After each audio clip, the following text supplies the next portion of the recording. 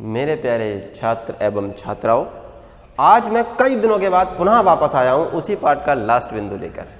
जिस पाठ में हम कई सारी चीज़ें बहुत गहन अध्ययन के साथ बहुत अंदरूनी चीज़ों के बारे में सीख चुके हैं, और उसके बावजूद भी किसी कारणवश मान लीजिए आपके संज्ञान में या मेरे संज्ञान में कोई बिंदु ऐसा हो जो रह गया हो, तो पुनः स्कूल खुलने पर मैं करा हो जाएगा, उसमें टेंशन की कोई बात नहीं है। फिर भी अगर आपके लिए लग रहा हो कि सर ये रह गया, तो आप वीडियो में कमेंट करके भेज सकते हैं, मैं उसको तब सॉल्व कर दूंगा। ओके, तो आज मैं इस पार्ट के लास्ट बिंदु में आपको बताऊंगा लेंस की क्षमता।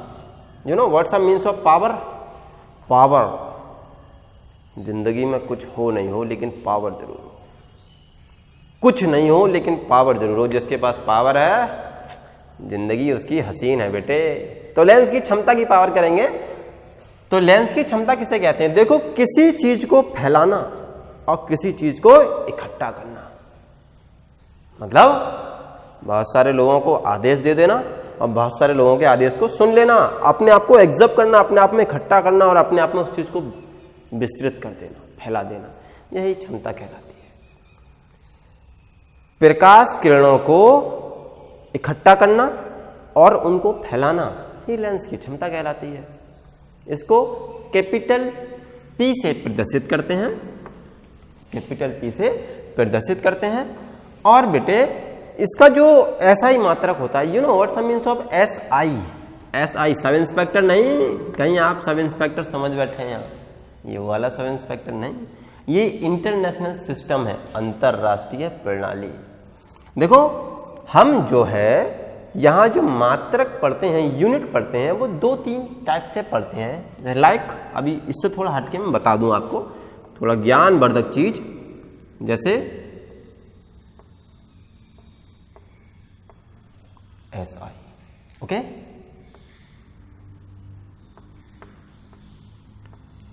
MKS, ओके,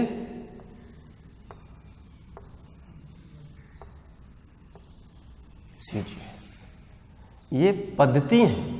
अब पद्धति क्या होती है? पद्धति क्या होती है? देखो, पद्धति ये साइंस के भाषा में हम आ जाएं, लैंग्वेज में आ जाएं साइंस की, तो हम इसको पद्धति पढ़ रहे हैं। लेकिन वैसे पद्धति जो शब्द है ना, हमारी पुरातन जमाने से चली आ रही है कि भाई हमारी ये पद्धति है कि हम कोई काम करेंगे तो पहले पूजन करेंगे, पंडित जी से पूछेंगे और हम बड़े लोगों से उसके बारे में जानकारी लेंगे, साफ कैसे करें, मम्मी से पूछें, पापा से पूछें, हमारे बड़े भैया हैं, हमारे गुरुजी हैं, जो भी हैं उसको सीखें, उसके बारे में जानकारी लेना ही पद्धति कहलाता है। अब हम जो मात्रक फिजिक्स में पढ़ते हैं बेटे, वो भी पद्धति में ही पढ़ते हैं। उनकी 3 पद्धति हैं, SI, MKS और CGS। अब SI क्या है? SI सब इंस्पेक्टर नहीं है, मैंने आपको बता दिया। SI है इंटरनेशनल सिस्टम, अंतरराष्ट्रीय प्रणाली। अब MKS क्या है? MKS मुकेश कुमार सिंह नहीं, कहीं आप मुकेश कुमार सिंह समझ लें। ये MKS क्या है? देखो, M से है मीटर, K से है किलो और S से है सेकंड। S से सेकंड, जहां मीटर, किलो और सेकंड में कोई बात करेंगे वहां MKS में बात करेंगे, और जहां सेंटीमीटर में और ग्राम में और सेकंड में बात करेंगे, सेंटीमीटर, ग्राम और सेकंड, तीनों में बात करेंगे, वहां CGS में बात करेंगे। मतलब सबसे बड़ा कार्यक्रम, उससे छोटा कार्यक्रम और उससे छोटा कार्यक्रम। ये सिस्टम के अकॉर्डिंग छोटे छोटे हो गए। जब बहुत छोटे के बारे में बात करेंगे तो CGS में आ जाएंगे, उससे थोड़े बड़े में बात करेंगे मीटर में तो हम MKS में आ जाएंगे, और सबके बापू के बारे में बात करेंगे तो हम SI में आ जाएंगे। तो इसका SI जो मात्रक होता है बेटे, वो होता है डायोप्टर, इसको कैपिटल D से डिनोट करते हैं। डायोप्टर क्या होता है? डायोप्टर, इसको D से डिनोट करते हैं। अब लेंस, मान लीजिए आपको कहीं पूछा जाए कि लेंस भाई कैसे चीज़ों को इकट्ठा कर रहा है, कैसे चीज़ों को बढ़ा रहा है। मैंने आपको ये बताया था, अभिसारी और अपसारी, मतलब एक को फैलाना और एक को ग्रहण करना। ये बारे में मैंने आपको बताया था, लेकिन आप किसी किताब में इसको पढ़ोगे नहीं।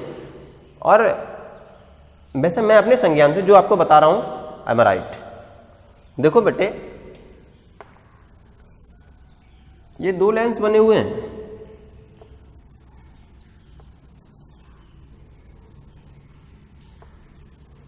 उत्तल और अवतल, ठीक। एक तो किरणों को सिकोड़ता है और एक किरणों को फैलाता है। किरणों को एक फैलाता है और एक सिकोड़ता है, मतलब ये तो सिकोड़ता है उत्तल और ये है अवतल, ये फैलाता है और ये सिकोड़ता है। अब ये चीज हमें हजम नहीं हो रही, कहते हैं ना बात हजम नहीं हो रही। हम कई बार अध्यापक की बात से या किसी दूसरे की बात से संतुष्ट नहीं होते। I am not satisfy your statement. तो उसको संतुष्ट करने का एक तरीका मैं आपको बताता हूं, ये आपको आत्मिक संतुष्टि मिलेगी। कौन सी संतुष्टि मिलेगी? आत्मिक। और जिंदगी में नहीं भूलोगे जो मैं आपको बता रहा हूं। देखना ये चीजों को इकट्ठा कैसे करता है, चीजों को इकट्ठा कैसे करता है। मैं आपको एक एग्जाम्पल देता हूं। देखो बेटे, जिनका वजूद ज्यादा होता है, जिनकी पावर ज़्यादा होती है, वो लोगों को आसानी से इकट्ठा कर लेते हैं। जिनके पास पैसा है, पावर है, पावर लाइफ का सबसे मोस्ट इंपॉर्टेंट पार्ट है। जिंदगी में कुछ करना मत करना, लेकिन एक बार अपने हाथ में पावर जरूर लेना। पावर जिसके पास है उसके पास सब कुछ। तो जिसके पास पावर है वो चीज़ों को इकट्ठा कर लेगा। अब कैसे करेगा मैं आपको बताऊंगा। और जिसके पास पावर नहीं है, जिसके आधार ही कमज़ोर हैं, जिसके कंधे कमज़ोर हैं, तो वो ज़्यादा वजन नहीं ले सकता, वो चीज़ों को फैला देगा, इधर उधर फेंक देगा। वजन कम करो भाई, नहीं तो हमारे तो कंधे टूट जाएंगे। जैसे हम पतले दुबले आदमी हैं, ज़्यादा वजन नहीं सह सकते, तो वजन को गिरा देंगे इधर उधर। अब मान लीजिए कोई तगड़ा हेल्थी आदमी ले लिया, तो वो 10 कुंटल वजन संभाल लेगा अपने आप, भाई पावरफुल आदमी हो। अब यहाँ जो उत्तल की जो बात कर रहे हैं बेटे, तो उत्तल के जो आधार हैं बड़ा मजबूत है। क्यों आधार मजबूत क्यों है इसके? अब ये बीच में से मोटा है ना, क्या बीच में से मोटा है? जब बीच में से मोटा होगा तो ऊपर नीचे से पतला होने को फर्क नहीं पड़ता, बीच में से तोंद को रोक लेगा ना अपनी। जब बीच का हिस्सा इसका भारी है तो ऊपर के हिस्से हल्के होने से फर्क नहीं पड़ेगा। इसके आधार जो है मजबूत हैं। आधार क्या है? मजबूत हैं। जब आधार मजबूत हैं तो प्रकाश की किरणें जो इसके आधार से आकर टकराएंगी तो वो इधर उधर नहीं भाग पाएंगी, इकट्ठा कर लेगा उनको। क्या कर लेगा? इकट्ठा। जब उनको इकट्ठा कर लेगा तो ये एकत्रित प्रकाश की किरणों को एकत्रित करने वाला लेंस माना गया। और ये जो है बीच का हिस्सा जो है इसका पतला है, बीच में से पतला है, कमजोर है, वीक है। और जब ये कमजोर है तो उसके आधार भी तो कमजोर होंगे। क्या आधार भी कमजोर होंगे? जब आधार कमजोर होंगे तो उस पर बहुत सारे वजन आप डाल दीजिए, बहुत सारी प्रकाश की किरणें इस पर आप फेंक दीजिए, प्रसारित कर दीजिए, प्रदान कर दीजिए या ट्रांसफर कर दीजिए, तो उनको रोक नहीं पाएगा, जल्दी से फैला देगा। यही इन दोनों का नाम दूसरा रखा गया, जो मैंने आपको थर्ड वीडियो में बताया था। थर्ड वीडियो में मैंने आपको इसके बारे में बताया था, यही था। तो देखो मैंने अभी लेंस की क्षमता बताई, उसके बाद बात करेंगे लेंस की कुल क्षमता। लेंसों की कुल क्षमता, ये जो मात्रा आपको यहां बता रही है बेटे, ये बताना चाह रही है कि ये लेंस नहीं है, या लेंस हो कई सारे हैं, एक नहीं कई सारे हैं। जब कई सारे की बात करेंगे आप, तो देखो आपने पढ़ा होगा कि राम के पास 100 रुपए, मोहन के पास 100 रुपए, टिंकू के पास 100 रुपए, पिंकू के पास 100 रुपए, तो कुल कितने रुपए? टिंकू मिंकू चिंकू पिंकू सबको इकट्ठा कर लो, टोटल निकाल लो। जब कई सारों की बात होगी तो सबके जोड़ेंगे ना, तो यहाँ लेंसों की बात करी जा रही है। अब मान लीजिए सभी लेंसों की जो क्षमता है वो ये है बेटे, P1, P2, P3 और P4 डेड। यहाँ आप प्लस का निशान लगा दें क्योंकि आगे वो कार्यक्रम चल रहा है, ये बहुत सारे हैं। तो इनका बीजगणितीय योग क्या होगा? बीजगणितीय योग जो होगा बेटे वो ये होगा, P बराबर P1 plus P2 plus P3 plus P4। ये इनका कुल कार्यक्रम निकालने का सिस्टम है। जब कई सारों की बात करेंगे तो सबको आप जोड़ लीजिए, सबको आप जोड़ लीजिए। और मैं आपको एक बात बता दूं कि देखो इसमें एक चीज आपको याद रखनी है, जब उत्तल की बात करेंगे तो सारी चीजें प्लस की होंगी, क्षमता इसकी प्लस की होगी। जब आप अवतल की बात करोगे तो क्षमता आपकी माइनस की हो जाएगी। ये मैं आपको पहले भी बता चुका हूं कि जो ये 4-5 शब्द जो हैं से FB U, ये जो U है, U फॉर अम्ब्रेला, ये तो हमेशा नेगेटिव ही रहना है, चाहे उत्तल की बात करो, चाहे अवतल की बात करो, चाहे दर्पण की बात करो, चाहे मिरर की बात करो, लेंस की बात करो, चाहे दर्पण की बात हो चाहे लेंस की बात हो, ये माइनस में ही रहना है। और ये आपका अवतल में माइनस का रहेगा, उत्तल में प्लस का रहेगा, और ये आपका अवतल में रह सकता है। और मैं आपको बता दूं, कभी भी जो दूरी होती है वो कभी माइनस में नहीं होती, क्योंकि तुम शंकर भगवान के भैया नहीं हो, शंकर भगवान के परिवार से नहीं, जो तीसरी आंख खोल के जो पीछे का भी कार्यक्रम देख सकते हो। आगे कुछ देखोगे ना तो माइनस में देख, जब पीछे को देख ही नहीं सकते तो दूरी माइनस में होगी ही नहीं। देखो, जो हम अभी फॉर्मूला पढ़े थे उस फॉर्मूले के हिसाब से हमें क्वेश्चन करना है। दो लेंस, उत्तल लेंस जिसकी क्षमता P1 बराबर प्लस 0.50 डायोप्टर तथा अवतल लेंस की क्षमता P2 बराबर माइनस का 2.50 डायोप्टर संपर्क में रखे हैं, दोनों संपर्क में रखे हैं, तो उनकी कुल क्षमता क्या होगी। तो देखो, जब कुल क्षमता की आप बात करेंगे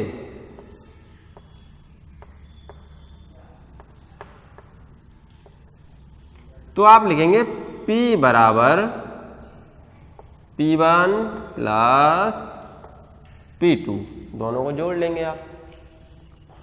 जब दोनों को जोड़ेंगे आप तो P1 का मान है आपका प्लस का 0.50, ठीक, प्लस P2 का मान है माइनस का 2.50, ठीक, 2.50।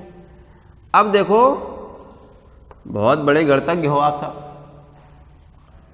ये पॉजिटिव ऐसे ही रहेगा और ये प्लस माइनस क्या हो जाता है आपका माइनस, तो प्लस का 0.50 माइनस 2.50। अब सोचने वाली बात यह है कि ये तो है आधा, कितना है 50 पैसे, और ये है 2.5 रुपये। कितने हैं 2.5 रुपये, ये 50 पैसे, ये 2.5 रुपये, यानी कि ये इससे 2.5 गुना देखें, और ये 50 पैसे हैं। तो कौन से मतलब कौन सा घट जाएगा, माइनस की वैल्यू ज्यादा है प्लस की कम है, तो घट के क्या बचेगी आपका, बचेगा माइनस का 2.0 डायोप्टर। ये आपका होता है आंसर। एक अगला क्वेश्चन बता रहा हूं मैं आपको। एक अवतल लेंस की क्षमता क्या होगी जिसकी फोकस दूरी 100 सेंटीमीटर है। एक अवतल लेंस की क्षमता क्या होगी जिसकी फोकस दूरी 100 सेंटीमीटर है। तो देखो, मैं ये क्षमता निकालने से पहले आपको बता दूं कि लेंस की जो क्षमता होती है P बराबर 1/f, इसका फॉर्मूला होता है, और ये जो फॉर्मूला होता है वो मीटर में होता है। किस में होता है, मीटर में, मतलब f जो है आपकी जो वैल्यू है वो मीटर में है। जब इसको आप सेंटीमीटर में कन्वर्ट करोगे तो आपको ये हो जाएगा 100/f, 100/f, अभी सेंटीमीटर में कन्वर्ट हो गया। तो इसने कहा है कि एक अवतल लेंस की जो क्षमता है वो, सॉरी, फोकस दूरी जो है वो 100 सेंटीमीटर, यानी कि यह बराबर माइनस का 100 सेंटीमीटर। अवतल लेंस की बात करिए तो माइनस का लगाएंगे। अगर ये मीटर में कहता तो मीटर में रहने देते, अब इसने सेंटीमीटर में कहा है तो सेंटीमीटर वाला ये वाला फॉर्मूला लगाएंगे। तो बेटे ये हो जाएगा P बराबर 100 अपॉन माइनस का 100, 100 से 100 कट जाता है तो P बराबर माइनस का 1 डायोप्टर बचता है। यहां से जो फोकस दूरी ज्ञात करनी है, अगर आपके लिए लेंस की क्षमता ज्ञात करनी है और फोकस दूरी दे रखी, तो आपको ये फॉर्मूला लगाना, लेंस की क्षमता बराबर P बराबर 1/f, ये मीटर में होता है, और उसको सेंटीमीटर में कन्वर्ट करने के लिए 100 से इसको भाग कर 100 के अपॉन में लिखेंगे, 100 ऊपर हो जाएगा और f नीचे हो जाएगा, ये हो जाएगा आपका सेंटीमीटर में कन्वर्ट। तो आप 100/100 हो जाएंगे, 100 से 100 काट देंगे, बचेगा आपका माइनस का 1 डायोप्टर। एक जिसकी 100 सेंटीमीटर फोकस दूरी होगी, 1 मीटर जिसकी फोकस दूरी होगी, उसकी क्षमता हमेशा -1 डायोप्टर होगी। अगर वो अवतल में है तो, उत्तल में होगा तो प्लस की हो जाएगी, अवतल में होगा तो माइनस की हो जाएगी। 1 रहेगी, पर कितनी रहेगी? 1। तो मेरे प्यारे छात्र एवं छात्राओं, मैं आपको एक छोटी सी बात बतानी चाहूँगा जो मैंने आपको स्नेल के लॉ में अपवर्तनांक में बताई थी। स्नेल के लॉ में मैंने आपको बताया था कि जो लेंस के जो 2 माध्यम होते हैं, एक सघन माध्यम और एक विरल माध्यम, आने वाला और एक जाने वाला, ठीक। और उसी बिंदु को ध्यान में रखते हुए मैं आपको एक क्वेश्चन यहाँ लिख कर दे रहा हूँ जो आपकी एनसीईआरटी बुक का ही है कि हीरे का, और ये बहुत मोस्ट है, ये भी ध्यान रखें, बहुत बार आता है ये 2 नंबर में, कुछ नहीं है एक क्वेश्चन में, कुछ भी, सिर्फ समझना है। क्या करना है? समझना है। हीरे का अपवर्तनांक 2.42 है। इस कथन का क्या अभिप्राय है? इसका अभिप्राय बताना है। बेटे, जब आपने पढ़ा था स्नेल का नियम, साइन आई बटे साइन आर इक्वल कांस्टेंट, अपवर्तनांक n पढ़ा था। इसमें आपका ये दे रखा है स्पष्ट कि हीरे का सघन माध्यम में अपवर्तनांक कितना है, ठीक। तो इसका अभिप्राय बताना है। तो देखो, आपके लिए इसमें 2 चीजें पता हो, हीरे में प्रकाश की चाल और वायु में प्रकाश की चाल। तो हीरे का अपवर्तनांक तो आपको पता है, ये रफ कार्य है आपका जो मैंने आपको रिपीट कराया है। गिवन दे क्या रखा है इसमें? दे रखा है आपका हीरे का अपवर्तनांक। ये जो n है आपका, ये अपवर्तनांक को शो कर रहा है। ये d जो लिखा हुआ है, d फॉर होता है डायमंड। डायमंड मीन्स क्या होता है? हीरा। क्या होता है? हीरा। और यहां भी डायमंड शो कर रहा है, और ये c जो है ये प्रकाश की चाल को शो कर रही है, और ये हीरे में प्रकाश की चाल को, वेग को बताया गया है b से, और यहां c से प्रकाश की चाल को बताया गया है। अब यहां पर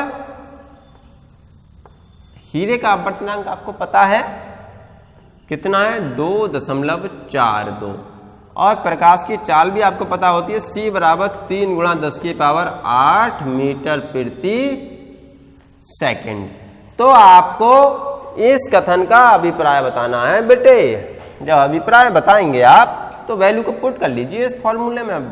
फॉर्मूला है आपका 2.42 बराबर 3 × 10⁸ अपॉन BD, ठीक। आपको निकालना ये है, इसको उठा के दल लाना। जब इसको उठा कर दल लाओगे, इसे भाग कर लोगे आप, जितनी वैल्यू आएगी, तो इस पूरे क्वेश्चन से जो वैल्यू प्राप्त होगी आपके लिए,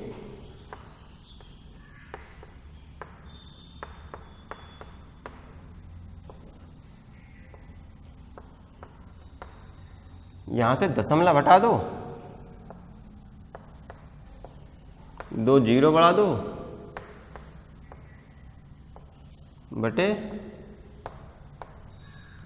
242। ये इसे प्रूव करने के बाद हमें ये पता पड़ेगा कि हीरे का जो अपवर्तनांक कितना होता है, तो इसकी स्पीड, हीरे की जो चाल रहेगी ना, वो भी इसके इक्वल ही रहेगी। दोनों आपस में बराबर ही रहते हैं, आगे पीछे नहीं होते। दोनों आपस में हमेशा बराबर ही रहेंगे, लगभग बराबर रहेंगे। मैं आपको इसमें 2-3 चीजें और बता दूं।